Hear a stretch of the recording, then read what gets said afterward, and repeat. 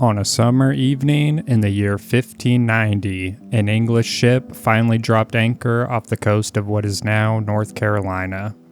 Governor John White, weary from his years at sea and war, stepped ashore with one desperate hope: to reunite with his family and the 115 settlers he had left behind 3 years earlier. As he trudged through the dense undergrowth of Roanoke Island, he called out, but no voices answered. The crude wooden houses stood eerily empty. The fort was abandoned, overrun by creeping vines. There were no bodies, no graves, no signs of a struggle, only a single word carved into a post: CROATOAN. That haunting silence marked the beginning of one of America's oldest and most enduring mysteries: what happened to the lost colony of Roanoke.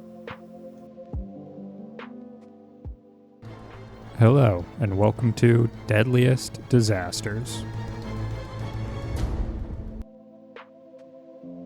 In the late 16th century, England, inspired by Spain's colonial wealth, looked to the New World with greedy eyes. Queen Elizabeth I granted a charter to Sir Walter Raleigh to establish an English presence in North America. It was both a political move to counter Spain's growing influence and a chance to find new resources, land, and trade routes.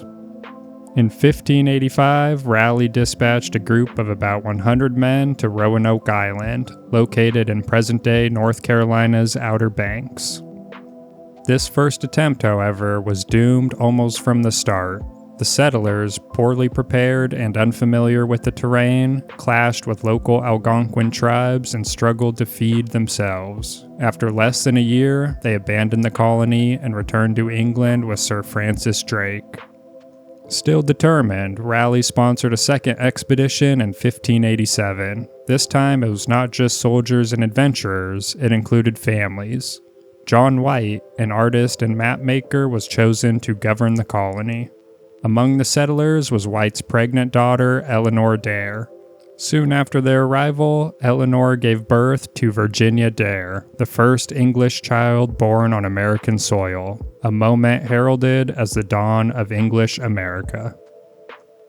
But the joy was short-lived. Food ran low, tensions with native tribes worsened, and the colony's situation became increasingly precarious. The settlers begged White to return to England and request supplies. Reluctantly, he agreed, leaving behind his daughter, granddaughter, and over 100 others. White had expected to return within a few months, but the tides of war changed everything. England, bracing for an invasion by the Spanish Armada, held back all ships for defense. It wasn't until 1590 that White finally secured passage back to Roanoke, 2 years later than he planned. When he arrived, nothing was as he left it. The settlement had been dismantled rather than destroyed, suggesting the colonists had left deliberately. A palisade had been erected, and the word CROATOAN was etched into one of its posts. They also discovered the letters CRO carved into a tree. Importantly, there was no sign of distress, no cross or symbol that had been agreed upon to indicate danger. White believed the message referred to Roanoke Island, which is now Hatteras Island, about 50 miles south, where friendly native allies lived. But a violent storm and dwindling provisions forced the sailors to abandon any search. White returned to England, defeated, devastated, and without any answers. His search for his family and fellow colonists ended, and he never saw them again. Over the centuries, the fate of the lost colony has inspired countless theories, some grounded in evidence, others fueled by imagination. One possibility is that the settlers fell victim to hostile tribes. Relations with some groups, such as the CROATOAN and Powhatan Confederacy, had been tenuous at best. Powhatan himself reportedly claimed that he had ordered the execution of the Roanoke settlers for forming alliances with rival tribes. However, his account was secondhand and likely shaped by political motives. Still, no mass graves or signs of a violent massacre have ever been found on or near Roanoke Island, leaving this theory incomplete at best. Some historians have suggested that the colonists may have succumbed to famine, disease, or exposure after relocating inland or further along the coast. The environment of the Outer Banks is notoriously harsh, with unstable weather, salt-contaminated soil, and limited fresh water. Even with assistance from indigenous peoples, survival would have been difficult for unprepared colonists. It's also possible the settlers attempted to move toward Chesapeake Bay, an area initially considered for colonization. This relocation may have ended in disaster due to shipwreck, disease, or native resistance. A lack of records and physical evidence has kept this theory speculative. Roanoke's disappearance has also become fertile ground for folklore, paranormal claims, and conspiracy theories. From time slips or supernatural curses to dark Spanish raids, imaginative tales have filled the historical void. However, recently, new findings have come to the surface.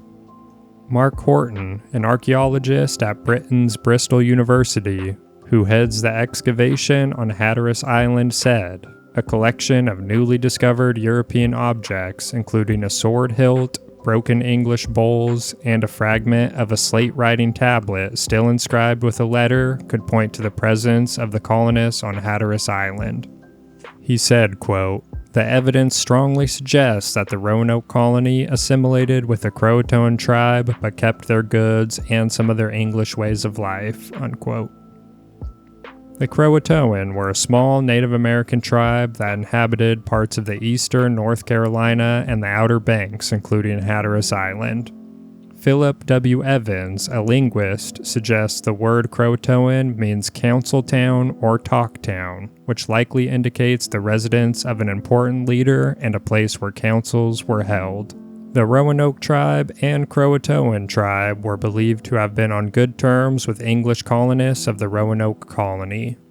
The last leader of the Roanoke, named Wanchese, accompanied the English on a trip back to England, although he was openly distrustful of the whites. Also searching for evidence about the lost colony of Roanoke is Mr. Dawson, president of the Croatoan Archeologists Society. He also runs the Lost Colony Museum on Hatteras Island, where the Croatoan native tribe lived in the 16th century. Dawson recently spoke at the Roanoke River Maritime Museum in Plymouth, North Carolina, highlighting the recent discovery of artifacts supporting the idea that English colonists who supposedly disappeared from Roanoke Island actually chose to live alongside the Croatoan tribe. He said, quote, "We have empirical, physical evidence coming out of the ground with the best professionals in the world behind it. Archaeologists found buckets full of hammer scale, which is a leftover material from blacksmithing," unquote. This is showing a presence of the English working metal and living in the Indian village for decades. He said, quote, "We're finding this whole metalworking workshop on the site and natives didn't do that," unquote.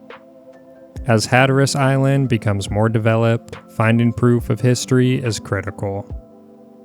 New findings shed light that the lost colony of Roanoke is not so lost after all. The public's imagination trying to find an answer has bred all sorts of fantastical theories. The integration of the colony of Roanoke into the Croatoan tribe might not be the most fantastical answer. However, it's interesting to think about how some colonists and Native American tribes found a way to cohabitate and live a fruitful existence together.